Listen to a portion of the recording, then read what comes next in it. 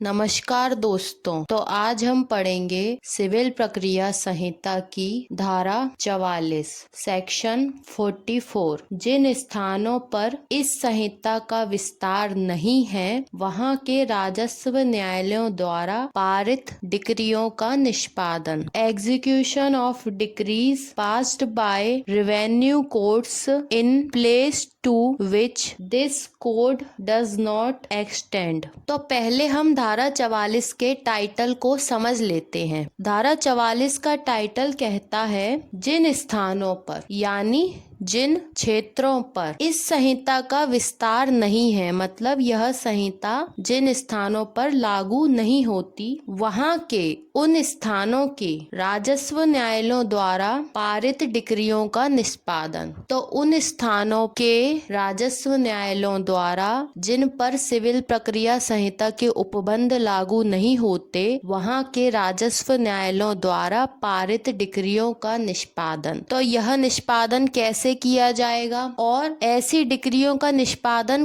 कहाँ किया जाना है, यह हमें बताती है सिविल प्रक्रिया संहिता की धारा 44। तो धारा 44 को पहले हम बेयर एक्ट में पढ़ेंगे, उसके बाद इसे आसान भाषा में समझेंगे। धारा 44 बेयर एक्ट में लिखा है कि जिन स्थानों पर इस संहिता का विस्तार नहीं है वहां के राजस्व न्यायालयों द्वारा पारित डिक्रियों का निष्पादन। राज्य सरकार राजपत्र में अधिसूचना द्वारा यह घोषित कर सकेगी कि भारत के ऐसे किसी भाग के जिस पर इस संहिता के उपबंधों का विस्तार नहीं है, किसी राजस्व न्यायालय की डिक्रियों का या ऐसी डिक्रियों के किसी वर्ग का राज्य में ऐसे निष्पादन किया जा सकेगा मानो वे उस राज्य में के न्यायालय द्वारा पारित की गई थी। तो अब हम धारा 44 को आसान भाषा में समझते हैं।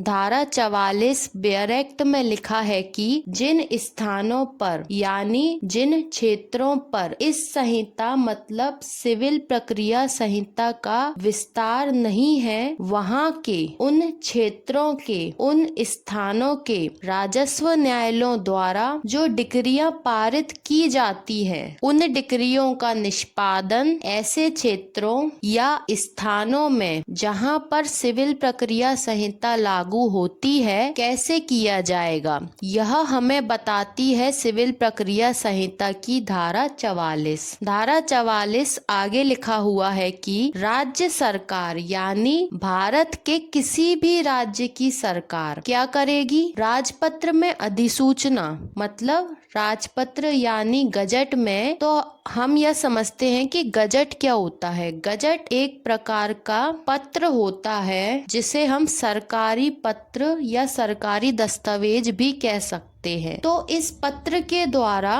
राज्य सरकार द्वारा राज्य से संबंधित कोई भी महत्वपूर्ण जानकारी या कोई भी महत्वपूर्ण सूचना प्रकाशित की जा सकती है। तो इसी प्रकार से इसी क्रम में राज्य सरकार समय समय पर यदि उसे लगता है कि किसी टॉपिक के संबंध में कोई अधिसूचना जारी की जानी चाहिए तो वह राजपत्र के द्वारा अधिसूचना जारी कर सकती है। राजपत्र को इंग्लिश में कहा जाता है गजट। तो राज्य सरकार राजपत्र में यानी गजट में एक सूचना निकालेगी और उस अधिसूचना के द्वारा राज्य सरकार यह घोषित कर सकेगी कि क्या घोषित कर सकेगी कि भारत के ऐसे किसी भाग के जिस पर इस संहिता के उपबंधों का विस्तार नहीं है, मतलब भारत का कोई ऐसा भाग है जिस पर इस संहिता यानी सिविल प्रक्रिया संहिता के उपबंध लागू नहीं होते। इसका मतलब है कि सिविल प्रक्रिया संहिता के उपबंधों का विस्तार नहीं है। तो ऐसे क्षेत्रों में स्थित किसी राजस्व न्यायालय की डिक्रियों का या ऐसी डिक्रियों के किसी वर्ग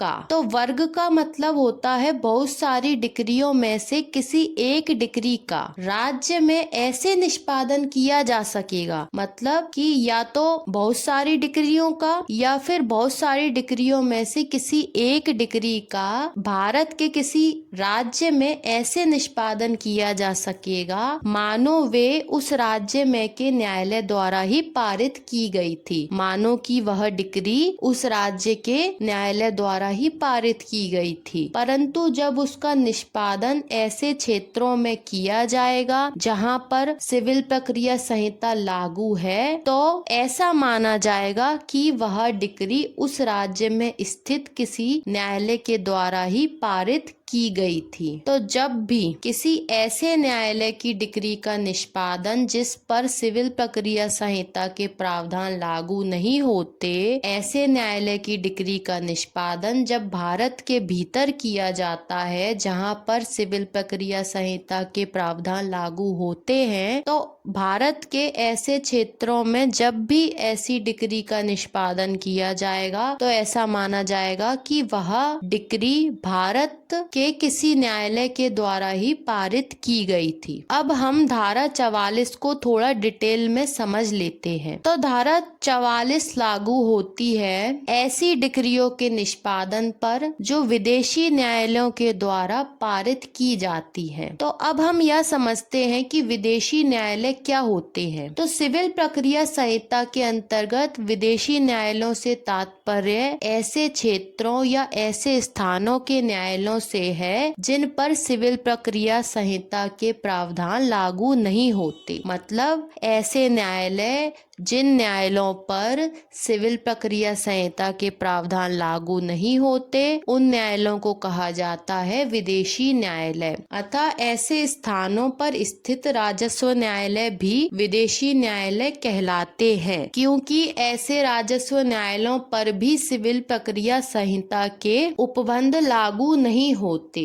अब हम शॉर्ट में यह समझ लेते हैं कि राजस्व न्यायालय क्या होते हैं। तो राजस्व न्यायालय राज्य सरकार के राजस्व से संबंधित विवादों को निपटाने के लिए राज्य सरकार द्वारा गठित किए गए न्यायालय होते हैं। राजस्व न्यायालयों का कार्य होता है कि राजस्व से संबंधित या कृषि प्रयोजनों से संबंधित या भूमि के भाटक अन्य इसी प्रकार के जो विषय होते हैं उनसे संबंधित जो भी मामले किसी राज्य में दाखिल किए जाते हैं तो वह राजस्व न्यायालय के अंतर्गत ही दाखिल किए जाते हैं और उस राजस्व न्यायालय में उस राज्य की स्थानीय विधि का पालन किया जाता है। अतः राजस्व न्यायालय में सिविल प्रक्रिया संहिता के प्रावधान लागू नहीं होते हैं। तो इस प्रकार से हमें यह पता चलता है कि राजस्व न्यायालय एक प्रकार से विदेशी न्यायालय होते हैं, क्योंकि राजस्व न्यायालयों पर सिविल प्रक्रिया संहिता के प्रावधान लागू नहीं होते, चाहे ऐसे न्यायालय भारत में स्थित हो या भारत के बाहर स्थित हो, इस बात से कोई फर्क नहीं पड़ता। तो ऐसे न्यायालयों के द्वारा जो डिक्रियां पारित की जाती हैं उन्हें कहा जाता है विदेशी न्यायालयों द्वारा पारित डिक्रियां। इस प्रकार से हमें पता चलता है कि धारा 44 को लाने के पीछे का एकमात्र उद्देश्य यह है कि